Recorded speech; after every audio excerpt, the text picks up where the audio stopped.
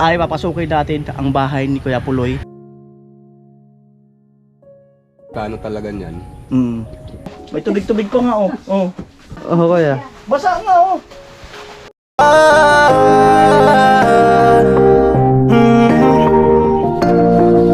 Kung sa pagtulong ng usapan ko, yan alis sa kalam. Yo!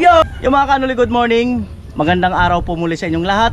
At itong vlog na to, alam ko ito yung isa sa inaantay nyong vlog. At kahapon, napakalakas ng ulan. At sabi ko, vlog ko kaya yung bahay ni Kuya Puloy. Napakalakas talaga ng ulan. Kaya lang, sobrang lakas. Sabi ko, bukas na lang try ko.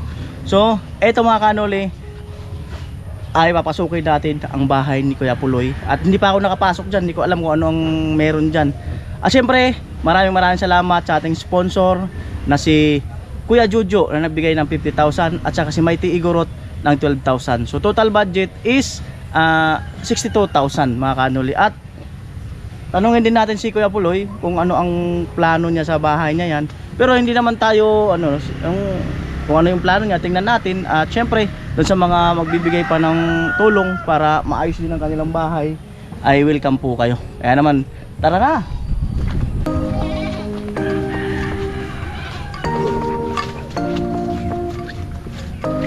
So, eto mga kanuli, bali, bihira man ako magpunta rito. Alos bilang lang. Minsan nagtatambay ako dyan sa harapan nila, nagduduyan si Kuya Puloy. At yung mayang lagi naman busy. At talagang bihira akong magtambay dyan, no? O siguro kung bibilangin ko simula nung sa 7 months, 8 months, siguro mga 2 pa lang o 3 beses ako nagtambay dyan. Kaya kumbaga siguro pag ginawa na yan, malamang dito na naman kami lagi. Siyempre kung saan kasi yung gawa, ay doon kami nakatambay. Ayan, let's go. So dito, pagpasok mo, makikita nyo yung ito kasing motor na to, naitanong ko na rin to sa kanila. Dati raw tong service nila, pero may sira yata yung niya, itong pinakang loob ng makina. Sabi ko nga nung nandito si Kapobre, sayang, dapat ka ako pinabuksan natin, no? So ito ang kanilang septic tank. Yan. At itur ko na rin kayo dito. Ang rito ay malaki-laki rin ang lupa nila. Tag 150 kayo, no? 300. So bawat magkakapatid na sila, si Papa ni Palawan, si Kuya Puloy, si Ate Bidang at yung iba pa nilang mga kapatid, tagti 300 square meter sila. Si Chip, no? Yun yung pamana ng kanilang magulang. Ayan, so dito tayo. Ay doon may alaga siyang manok. Yan. Alaga siyang manok. At eto ay makikita nyo sa entrada pa lang ay nipa. Suyab kung tawagin, suyab, no? Na extension suyab na yan, nipa, tapos nilagyan niya ng upuan, may duyan, may lamesa, no? So eto, hindi ko alam kung ano to. Ayan. Bodega namin yung So bodega raw to. Tingnan natin ito mga kanyo. At nandito si Kuya Puloy. Bodega. Andyan si Kuya Puloy. Hello, good morning. At ito yung kanilang gripo. Grabe naman nilalaban ni Ate Mayang. Natutulog pa ba to si Ate Mayang? Oh. Natutulog pa ba to? Napakarami. Yan, at meron din silang sariling gripo. So puntahan natin itong bodega. So ibig sabihin ng bodega, pag sinabing bodega, expectation natin, ang mga nilalagay dyan, yung mga gamit na hindi na ginagamit at yung ibang gamit na ginagamit pa, no? So ay, dito naman pala ang CR. CR din pala sila rito, no? So ito ang CR. Oh, CR. At ito ay kaya nga bodega. So may bike. May bike na, 2 bike. Yan. Di maasikaso eh. Di maasikaso. Dati pang yata ni Kuya Puloy, pang exercise, no? Service ko yun. At interior, mga battery, yan, breaker. Mga tools. Ito mga Gamit sa bahay. mga possible na pwede pang magamit, no? Kasi si Kuya Puloy masinop yan. Yung pag nadaan yan sa isang site o dyan sa mga trabaho namin, pag nakita yan na gamit na pwede pa, pulot ng pulot. Sabi ko nga, alas 5 pa lang, ikot na yan ang ikot, pulot na ng pulot. Ayan, so siguro dito na tayo sa kabahayan. At dito, ano to Kuya Puloy? Pinto? Pinto. Kung sakaling magkusina ako, yan ang pinto ng kusina. So nakaabang daw to itong pinto. At nakikita nyo mga kanuli, ayan, yung yero ni Kuya Puloy parang pinatong lang. Ano yung Kuya Puloy? Anong pagkakayari mo sa bubong nyo yan? Pinatong nyo lang yan, nakaipit? Ano lang yan, bali kukulamber. Mm. Temporary ka ako para matirahan. Mm. Kasi ang plano talaga niyan, Mm. pag magkapera ka ako, islabil ko yan. Mm. Eh, yan muna, temporary. Mm. So yan po yung tinasabing temporary na pangmatagalan. So tayo ay Pinoy, pag sinabi natin temporary, pangmatagalan po yun. Pansamantagal. Pansamantagal. Pasok tayo na po sa bahay mo.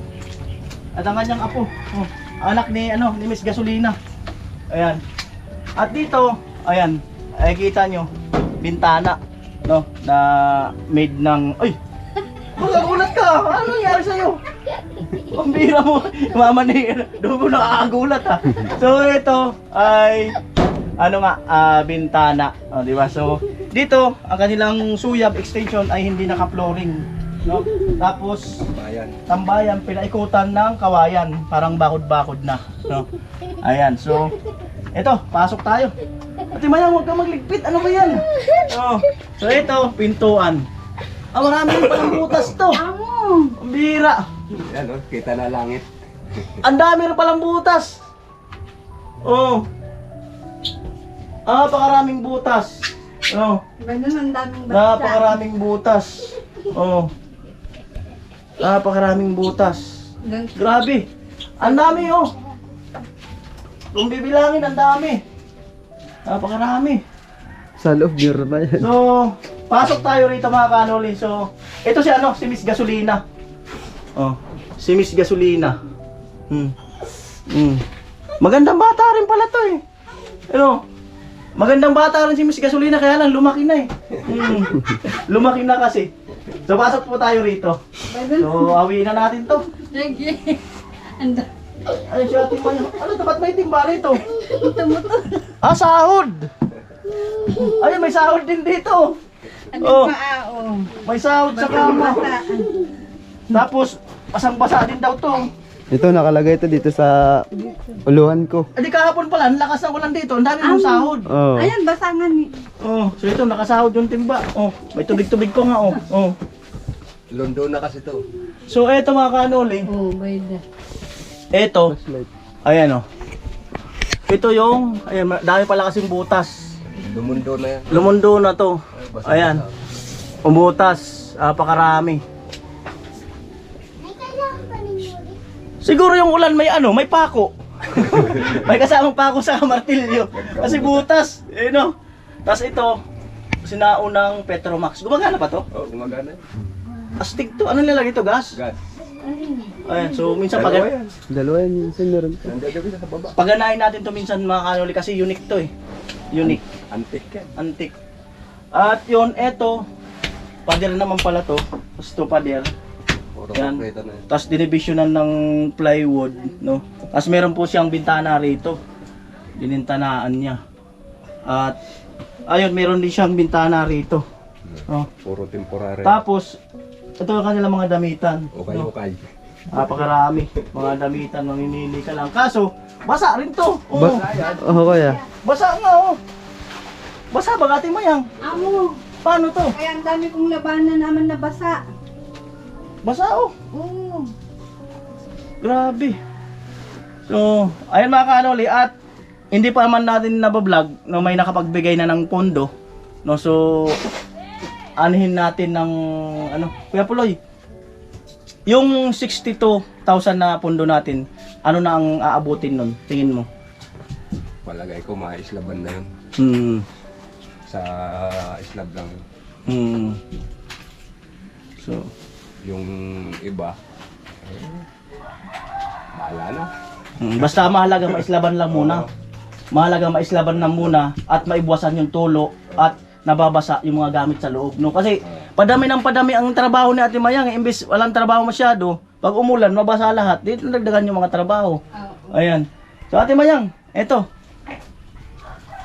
Na picture na yung bahay nyo. Nakita na yung loob ng bahay nyo.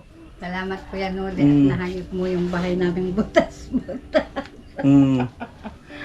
At patunay na magagawa kasi meron na tayong nakaabang na pondo. Salamat po kay Kay Kuya Jojo at kay saka Kuya Jojo tsaka kay Kuya Mighty Igorot. Igorot. Salamat po sa binigay niyong pondo sa amin. Sana marami pa kayong matulungan na kagaya naming mahihirap. Mm. Salamat po. So, ayun mga kanoli, no? So, Basta. ano to, sabi ko nga, pwede tayong, or pagbalik namin, baka bumili na ako ng ibang materialis para mahakot na ng mga anak niya. Ibig sabihin, maikasa na, ma-prepare na dito yung mga materialis. Kasi, alanganin pa tayo doon kay, kay Tricia. Kasi may bagyo. Tapos, baka mamaya makapag-imbak tayo ng mga materialis doon, ay masayang lang, kagaya ng semento. Kasi, umaano ang tubig doon. So, obserbahan muna natin ang panahon bago doon kay Tricia. Tapos, andyan lang naman yung budget mga kanoli. Ayan po, at nandito na tayo. So, abutin na natin hanggang siguro dito sa kusina. Ayan. Tayo.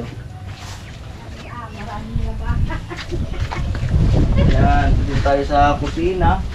At dito sila nagluluto mga kanoli. Dito niya piniprepare yung mga pagkain ng pamilya. Ito ay tinatawag na extension kusina lang. Kumbaga yung ano-ano lang, yung pansamantala. No, so ito nga gaya niyan, pinako rito. Para hindi na magposte. No, tapos naglagay ng poste rin dito. Tapos naglagay din ng mga gawayan. Yan, para simento pala to, buhos pala to. Dating lababo ko yan, nag-iba ng bagyo eh. Oh, so dating lababo raw. Doon nakalagay yan. So ito mga kanoli, ang mga pabahay natin, ang ginagawa natin simula pa nung mag-umpisa tayo dito sa Kamsur ay nagiging organized yung mga pabahay. So ibig sabihin, nagiging organized, halos nandun na sa loob yung CR, nandun na yung lababo. So hindi sila hiwa-hiwalay. No? Siguro, kung papalarin pa tayo, abutin ng budget yung mga ganong plano, ay itong bahay ni Kuya Puloy ay kumbaga i-organize din natin para at least magandang tingnan, no? Naandun na sa loob ang CR, naandun na ang lababo, no? Siguro looking forward, kung ito ay may islaban, tingnan natin kung aabutin pa yung taasan, mataasan. Siguro ang maging hagdan nito sa labas na para at least hindi magsikip sa loob. Ayan, so basang-basa pala ang loob ng kanilang bahay, no? So yun lang mga kanoli, no? Yun lang po ang ma-share ko sa inyo sa vlog na yan. Kuya Puloy, paano nyo naitayo itong bahay na to? Paano pinag-unti-untian? Bali nung ako'y nasa Manila pa, kada padala ko ng sahod, bumibili sila ng paunti-unting materialis.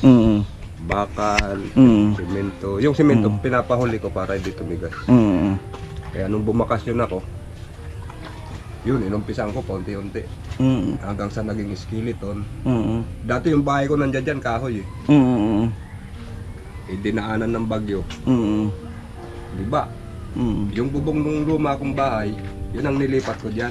Para magkaroon na ng bubong tong skeleton kong bahay. Diyan na kami tumira. So ibig sabihin, itong bahay mo to, katas nung pagtatrabaho mo, pagmamason, pagkakarpentero at iba pa, sa pangangamuhan. So yun mga kanoli, no, napaunti-untian pala ito nila Ate Mayang. Ate Mayang, yung dating bahay nyo rito, nasabi niya nga ni Kuya Puloy, na sira ng bagyo. Siyempre ikaw yung pinapadalhan ng pera. Paano mo sininop yung pinapadala ni Kuya Puloy para makabili ng mga materyales? Kuya, pag nagpapadala si Kuya mo Puloy, magbigay siya ng 5,000, yung 3,000, yun yung pang-materialis, yung 2,000, yun ang gagamitin namin sa buong bahay, tsaka mga baon ng anak ko, tsaka mga pangbayad nila sa eskwelahan. Kaya mahirap mag-budget sa 5,000 na pinapadala niya. Minsan, ang papadala niya 3,000. Tapos syempre, magkakain man siya dun sa Manila. Pinagkakasya ko yan. Minsan nakikilabada ako para lang maitawid namin na mag-iina yung aming pamumuhay. Wala man kaming ibang asahan na kundi kami lang na mag-iina. Yun, kaya naiano namin yan sa unti-unti. Hindi yung bigla ang pagpapatayo. Unti-unti. Pag nung nabuo na namin yan, nagpapadala pa ulit iya. yung mga ibang pera, bumibili kami ng simento, buhangin. Kaya pininis namin dyan sa loob para hindi papasok yung tubig pag umuulan. Hanggang sa hindi na nakatrabaho si Nagkasakit. Agum nagkasakit. Ilang taon na nagkasakit, 2 yata o more or less, yun. Talagang hindi siya makatrabaho kaya napinding yung bahay namin, hindi namin siya natapos. Tsaka nakisabay pa si Dugong na nagkakalid. Kaya wala na kaming budget sa bahay.